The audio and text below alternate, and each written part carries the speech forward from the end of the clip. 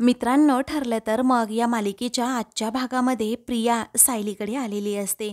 तेव्हा तिला पाहून आता सायली म्हणते, "ये ना अगं, ये घरात बस." मग आता प्रिया जरा तोंड वाकडं करते आणि हसतच पुन्हा विचारते, "काय गं, नक्की कुठे बसू? इथे तर धड 2 माणसं उभी राहू शकतील एवढी सुद्धा जागा नाहीये." "बरं असो, मी काय इथे बसायला वगैरे आलेली नाहीये. अगं, तुझ्याशी महत्त्वाचं काहीतरी बोलायचंय ना, म्हणूनच आलीये." ह्या सायलीजवळ जात ती म्हणते की, "मन घट्ट करून ऐक, कारण माझं आणि अर्जुनचं लग्न होणार आहे." हे प्रियाचं बोलणं ऐकून मात्र सायली आता गालातच हसते. प्रियाला आता एका क्षणी असं वाटतं की आता ही भडकेल किंवा माझ्यावर काही पण आरोप करेल. परंतु सायली आता काहीच न बोलल्यामुळे प्रिया विचार करू लागते, ही का काही बोलली नसेल. त्याचवेळी सायली म्हणते, "अगं बस ना तू, तुला आवडते तशी स्ट्रॉंग कॉफी करू का मी?"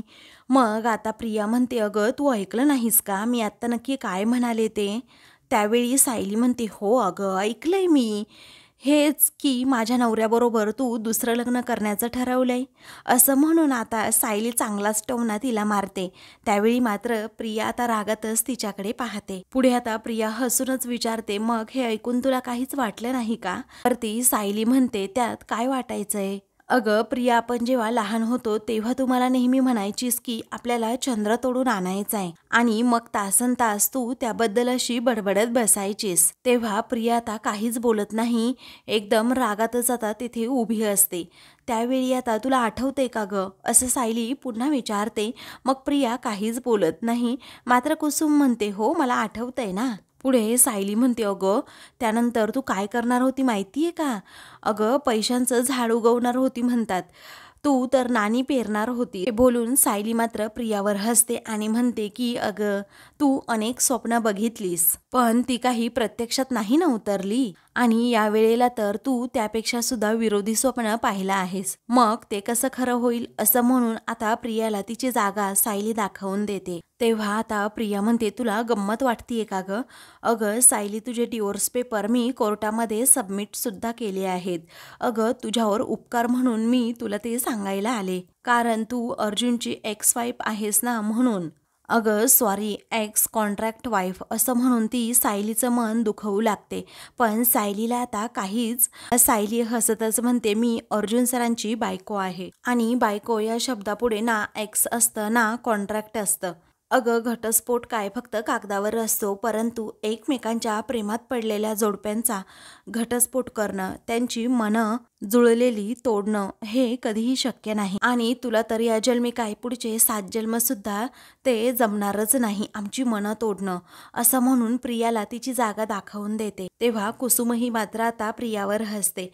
त्यानंतर प्रिया मात्र चवताळते आणि तिला म्हणते, "काय गं, तू काय डोक्यावर पडलीस का? अगं सायली, तुझा डिवोर्स होणार आहे. डिवोर्स, कळतंय का तुला? अगं, तू मला नेहमी ऐकवायचीस ना की मी कायद्याने अर्जुनची बायको आहे, अर्जुनची बायको आहे. पण आता त्याच कायद्याने तुमचं नातं संपलंय, फिनिश झालंय. सो आता कायद्याने अर्जुनची बायको फक्त मी आणि मीच होणार." वेळी सायली आता म्हणते की, "बरोबर बोलतीयस तू, अगदी बरोबर. अगं, कायद्याने आमचा घटस्फोट सुद्धा होईल, पण मी पुन्हा त्यांच्याशी लग्न करेन. पण ते स्थान आहे ना, तुला कधीच मिळू देणार नाही प्रिया.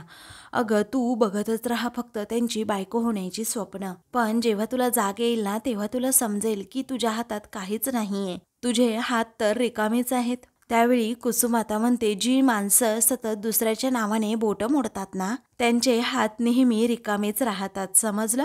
असं म्हणून ती प्रियाला चांगलाच टोमणा मारते. तेव्हा प्रिया आता अजूनच चवताळते. पुढे आता सायली म्हणते, "हे बघ प्रिया, आता तू निघ, कारण आता माझ्या यांच्या आयुष्यात अजिबात ढवळाढवळ करू नको.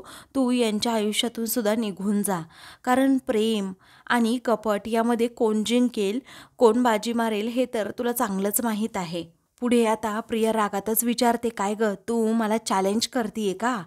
"Challenge accepted. येत्या काही दिवसांमध्ये अर्जुनच्या नावाचं मंगळसूत्र फक्त आणि फक्त माझ्या गळ्यात असेल." असं म्हणून आता ती खूपच चिडते. त्यावेळी सायली हसतच म्हणते की, "त्या अगोदर माझ्या गळ्यातील मंगळसूत्राला हात लावूनच दाखव. बघ ना, तुला हे जमतंय का? तर दिलं तुला चॅलेंज. करत राहा प्रयत्न, बघू आपण पुढे काय घडतंय. कारण अर्जुन सरांची बायको मी आहे, आणि पुढचे 7 जन्मसुद्धा त्यांची बायको मीच राहणार." तेव्हा कुसुम आणि सायली या दोघीही आता प्रियावर हसतात.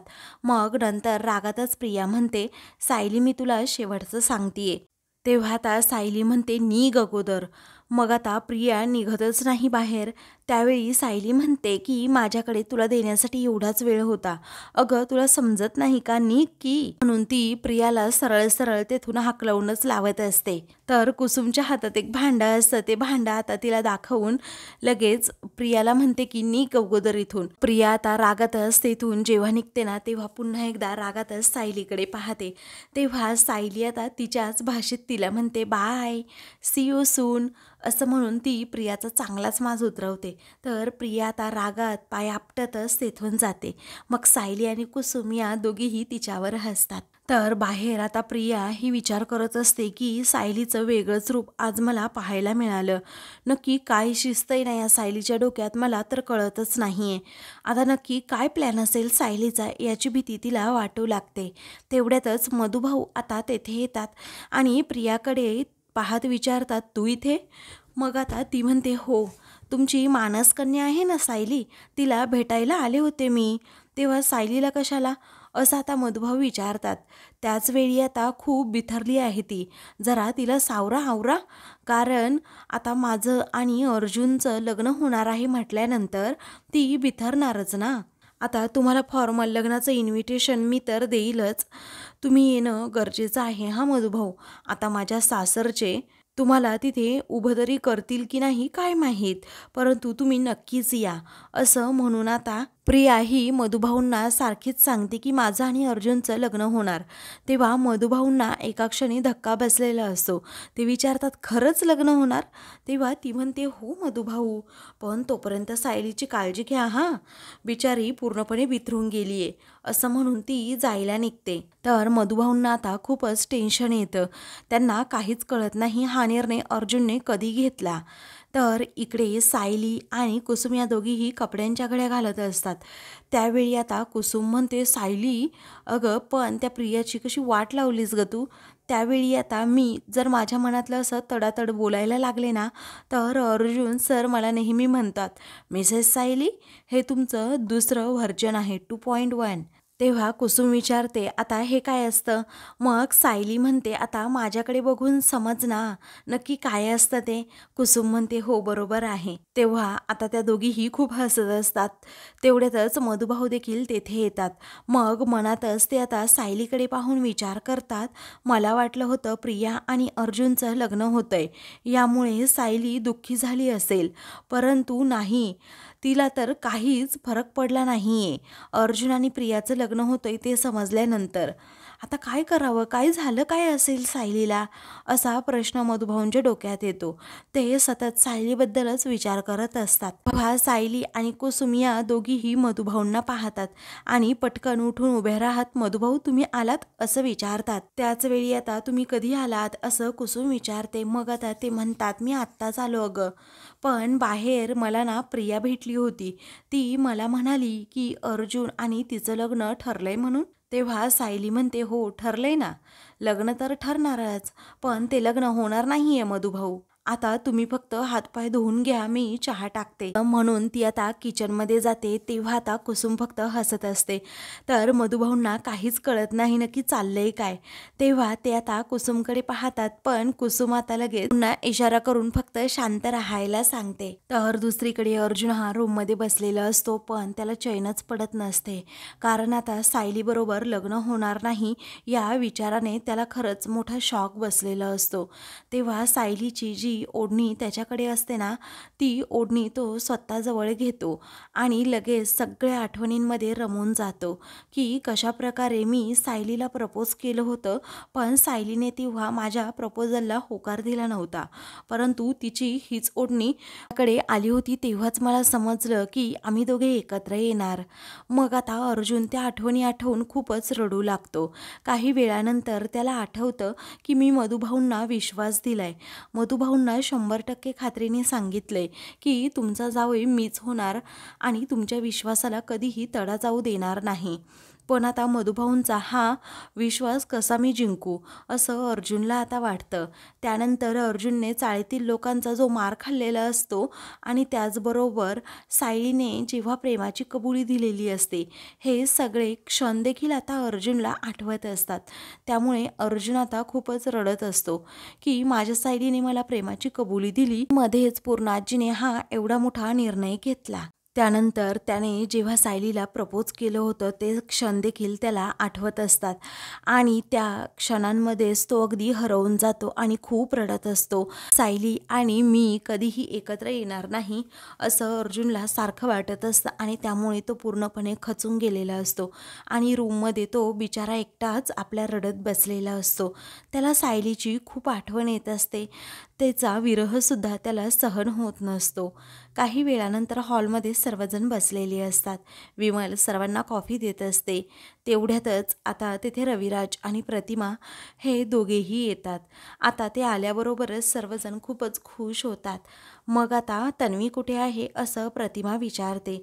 त्यावेळी आता तन्वीना तिच्या मैत्रिणीकडे गेली आहे, येईलच इतक्यात असं आता अस्मिता म्हणते. रविराज अगोदर पूर्णाजींना विचारतो तुमची तब्येत कशी आहे, तेव्हा त्या म्हणतात की नातवाचं लग्न आहे म्हटल्यानंतर अगदी ठणठणीतच तब्येत असणार ना माझी.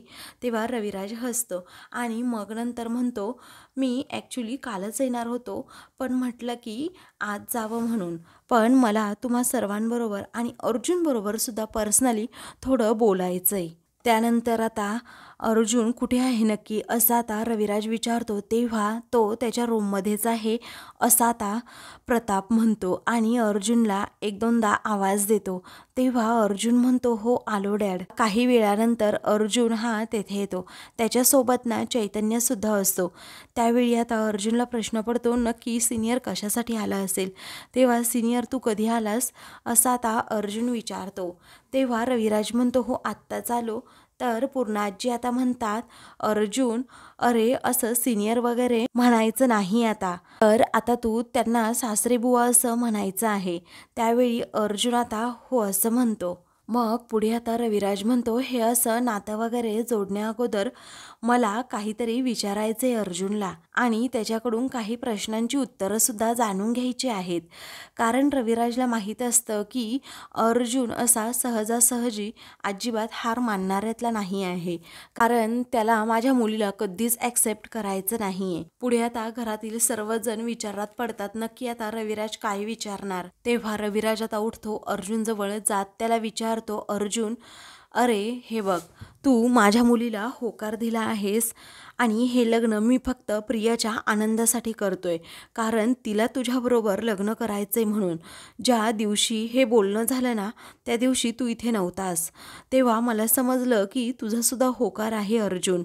पण मला आता तुझ्या तोंडून अगदी आनंदाने ऐकायचंय की तू सुद्धा या लग्नासाठी रेडी आहेस म्हणून. तेव्हा तू कोणाच्या दबावाखाली येऊन किंवा कोणाच्या इन्फ्लुअन्सखाली येऊन तर लग्नाचा तन्वीबरोबरचा निर्णय घेत नाही आहे ना असं आता रविराज विचारतो. तेव्हा आता अर्जुन काहीच बोलत नाही. त्याला आठवतं की कशाप्रकारे पूर्णाजींमुळे मी हा एवढा मोठा लग्नाचा निर्णय घेतला आहे. मग आता सर्वजण एकदम शांत असतात. त्यावेळी अर्जुन काहीही उत्तर देत नाही. चैतन्याला देखील मोठं टेन्शनच येतं अर्जुन काय उत्तर देईल आणि काय नाही. त्यानंतर आता अस्मिता म्हणते अय्या अरे काका तू इथे सुद्धा वकिलीच करणार आहेस का म्हणजे. मग आता सर्वजण अस्मिताकडे पाहू लागतात. त्यावेळी मात्र रविराज काही बोलत नाही. तेव्हा प्रताप मात्र म्हणतो अस्मिता रविराजला जे काही विचारायचं असेल ना ते विचारू दे, तू कशाला मध्ये बोलतेस. तर रविराज म्हणतो अर्जुन अरे मी तुला एक विचारू का, खरंच तू हे लग्न मनापासून करतो का. कारण या घरात माझ्या मुलीचा अपमान होताना मी पाहिलाय. माझ्या मुलीच्या डोळ्यातील अश्रू मी पाहिले आहेत. अरे जेव्हा तुमच्या दोघांचा साखरपुडा होता ना तेव्हाच नेमका तू सायलीबरोबर लग्न करून आला होता. जर माझ्या मुलीचा पुन्हा एकदा अपमान झाला तर मग मी काय करायचंय. अरे म्हणूनच तुझ्याकडून मला पूर्णपणे 100% खात्री हवी आहे की तू माझ्या मुलीला पुन्हा फसवणार नाहीस आणि तिला अगदी आयुष्यभर सुखात ठेवशील. तरीही अर्जुन एकदम शांत शांत असतो. घरातील सर्वजण आता टेन्शनमध्ये येतात, कारण अर्जुन या क्षणी काहीही बोलत नसतो, एकदम गप्पच असतो. सर्वजण फक्त आणि फक्त एकमेकांकडे पाहत असतात, कारण अर्जुन आता काय उत्तर देतो ना, यावर सगळं पुढचं अवलंबून असतं. परंतु आता पूर्णाजींच्या तब्येतीमुळे अर्जुन एकदम शांत बसलेला असतो. तेव्हा रविराज म्हणतो, मी तुझ्या उत्तराची वाट पाहतोय अर्जुन. तरीही अर्जुन एकदम गप्पच असतो, तो काहीही बोलत नाही. तर घरातील सर्वांना आता खूपच टेन्शन येतं की अर्जुन आता काय उत्तर देईल म्हणून. कल्पना आणि प्रताप हे दोघेही एकमेकांकडे पाहू लागतात. तेव्हा आता घरातील वातावरण एकदम सिरियस झालेलं असतं. तेवढ्यातच प्रिया तेथे येते आणि म्हणते की या प्रश्नाचं उत्तर मी देते बाबा, तो माझा होणारा नवरा आहे ना, मग अर्धांगिनी म्हणून हे उत्तर देण्याचा अधिकारसुद्धा माझाच आहे, असं म्हणून ती अर्जुन जवळ जाते आणि त्याचा हात अगदी घट्ट पकडून म्हणते, अर्जुन, तू कधीही मला असं दुःखी होऊ देणार नाही. मला माहीत आहे, तू नेहमीच मला सुखात ठेवणार आणि माझी आयुष्यभर काळजी घेणार, माझी स्वप्न पूर्ण करणार, हो की नाही. मग तरीही आता अर्जुन काहीच बोलत नाही, एकदम गप्पच असतो. त्यानंतर नंतर अस्मिता आता म्हणते की बायको असावी तर तुझ्यासारखी अगं तन्वी, कारण तू ना नेहमी तुझ्या नवऱ्याच्या बाजूने अगदी खंबीरपणे उभी असतेस, असं म्हणून आता ती सर्वांकडे पाहते. तेव्हा सर्वांना आनंद होतो की प्रिया पुढाकार घेऊन काहीतरी बोलतीये. मग त्यानंतर आता रविराज तरीही एकदम रागातच असतो, कारण अर्जुनने हो किंवा नाही असं काहीच उत्तर दिलंच नसतं. त्यामुळे तो पुन्हा पुन्हा विचारतो, अरे अर्जुन, सांग, तुझ्याकडूनच फक्त खात्री हवी आहे आणि मी ज्याला प्रश्न विचारलाय ना तोच उत्तर देईल. त्यानंतर अर्जुन आता पूर्णाजीकडे पाहत म्हणतो, माझ्यासाठी माझी पूर्णाजी सर्वात महत्त्वाची आहे, हे तुला माहीतच आहे सिनियर, आणि त्यामुळे मी दिलेलं वचन हे निभावणारच, असं म्हणून आता तो हो असं म्हणतो. तेव्हा घरातील सर्वजण आता खूपच खुश होतात, एकमेकांकडे पाहतात, कारण आता अर्जुनने स्पष्टपणे रविराज समोर सुद्धा होकार दिलेला असतो.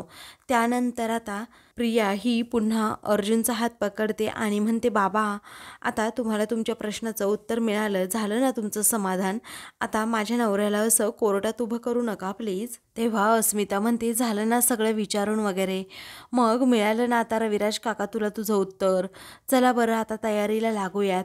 हे बघ विमल, जा बरं सर्वांसाठी कॉफी घेऊन ये अगोदर, असं अस्मिता म्हणते. तेव्हा अर्जुन मात्र गप्प असतो आणि रविराजसुद्धा, कारण रविराजला अजूनही कुठे ना कुठे मनातून वाटत असतं की अर्जुन यासाठी तयार नाहीये, हे लग्न करण्यासाठी तो असा मनातून खुश नाहीये. त्यानंतर आता अस्मिता म्हणते की चला आता मलाही तयारीला लागायला हवं, मेहंदी, संगीत हे खूप फंक्शन असतील आणि मग त्यामुळे मला आता 7-8 आउटफिट्स तरी हे सर्व ड्रेसेस मला घ्यायला हवेत. तेव्हा सर्वजण आता तिच्यावर हसतात. त्यानंतर पूर्णाजी म्हणतात, चला आता तयारीला लागायला हवं, हो की नाही रे प्रताप. मग आता प्रताप म्हणतो, हो, मी ना केटरर्स आणि त्याचबरोबर हॉल ह्या सर्वांना कॉल करतो आणि विचारतो, आपल्याला जी तारीख मिळेल ना त्या तारखेला आपण लग्न उरकून टाकूयात यांचं. तेव्हा आता रविराज एकदम त्यांच्याकडे पाहतच राहतो. अर्जुन अजूनही शांत असतो, तर चैतन्याचा अगदी मूडच गेलेला असतो, त्यामुळे तो एकदम बिचारा आपला गप्प बसलेला असतो. तेव्हा रविराज आता म्हणतो की प्रताप, आम्हाला पण काहीतरी कामं शिल्लक ठेव ना. त्यावेळी आता प्रताप म्हणतो, नाही रे रविराज, तू आणि प्रतिमाने फक्त आणि फक्त आराम करायचा आणि आपल्या लेकीचा विवाह सोहळा बघत राहायचा, तुम्ही काहीही करायचं नाही. तर आता चैतन्य एकदम शांतपणे तेथे उभा असतो. ते पाहून आता प्रताप विचारतो, काय रे, अरे तुझ्या मित्राचं लग्न आहे म्हटल्यानंतर तू सुद्धा मदत करणार आहेस की नाही. चैतन्य काहीही बोलत नाही, तो एकदम शांत शांत असतो. ते पाहून आता सर्वजण त्याच्याकडे पाहतच राहतात. मग आता तू मदत करणार ना नक्की, असं पुन्हा एकदा प्रताप विचारतो. तेव्हा अर्जुन चैतन्याकडे पाहतच राहतो. तर दुसरीकडे आता सायली अजूनही किचनमध्ये असते. तेव्हा आता कुसुम तिला म्हणते की अगं, बाकी सगळं काही ठीक आहे, तुमच्या दोघांचं प्रेम आहे वगैरे, पण अगं त्या घटस्फोटाच्या पेपरचं काय करायचं, हा शब्द ऐकूनच ना मला वेड्यासारखं होतं. अगं सायली म्हणते, तू फक्त शांत राहा कुसुमताई, अगं हा शब्द आमच्या बाबतीतही मला ऐकायला अजिबात आवडणार नाही, पण हे प्रियाचं अगदी नवीन कारस्थान आहे, इतकं काय तू मनावर घेतेस, अजिबात ही गोष्ट मनावर घ्यायची नाही. त्याच वेळी तुम्ही कायद्याने वेगळे होणार आहात, तुला समजतंय की नाही काही, असं असं आता कुसुम सायलीला विचारते. मग आता सायली म्हणते की होऊ दे ना, आमचा घटस्फोट झाला तरच आमचं लग्न पुढे कायद्याने होईल, तुला कळतंय का? मग आता कुसुम म्हणते हो ते तर आहेच. पुढे सायली म्हणते अगं कुसुमताई, आम्ही जेव्हा अगोदर लग्न केलं होतं ना, तेव्हा तू आणि चैतन्य भाऊजी हे दोघेच होते फक्त आणि आता आमच्या ह्या लग्नाला ना माझ्या घरातील सगळी माणसं असतील आणि अगदी आनंदाने सहभाग पण घेतील, बघतच राहा. आणि हे लग्न असं मंदिरात नाही तर छान सजवलेल्या मंडपात होणार. अगदी सागर संगीत हे लग्न होणार आहे असं सायली जेव्हा म्हणते आणि लग्नाची स्वप्न पाहते तेव्हा कुसुम तिच्याकडे पाहतच राहते. मग नंतर सायली म्हणते हळदी, मेहंदी, त्याचबरोबर संगीत हे सगळं काही फंक्शन तेथे होणार आहे. तेव्हा कुसुम आता विचारते तुझ्या मनात नक्की काय आहे? ते सुभेदार तर अजिबात तुला त्या घरात प्रवेश सुद्धा देत नाहीत आणि मग हे सगळं करणार तरी कसं तू? असं आता कुसुम पुन्हा विचारते. अगं एकटीने कसं करणार आहेस तू मला सांग बरं. मग आता तू आणि चैतन्य भाऊजी आहेत ना, मी कुठे थोडी एकटी आहे असं आता सायली म्हणते. आणि शिवाय माझ्या हक्काची काही माणसं आहेत ती माझ्या मदतीला येणारच आहेत. तेव्हा सायलीचा यावेळी कॉन्फिडन्स जरा वेगळाच असतो ते पाहून कुसुमच टेन्शनमध्ये येते. तर आता मित्रांनो, पुढील भागामध्ये अर्जुन हा सायलीची ओढणी चैतन्याला देत म्हणतो की हे बघ, मी माझ्या मिसेस सायलींना या घरात पुन्हा आणू नाही शकलो. ही माझ्या नाकर्तेपणाची आठवण आहे, ती पुन्हा त्यांना देऊन ये. अर्जुन हा खूपच रडत असतो ते पाहून चैतन्याला खूप वाईट वाटतं. तेव्हा चैतन्य आता सायलीकडे येतो आणि म्हणतो की अर्जुनने सगळी आशा सोडली आहे, त्याचबरोबर ही ओढणी होती ना सुद्धा ओढणी आता त्याने तुला द्यायला सांगितली आहे.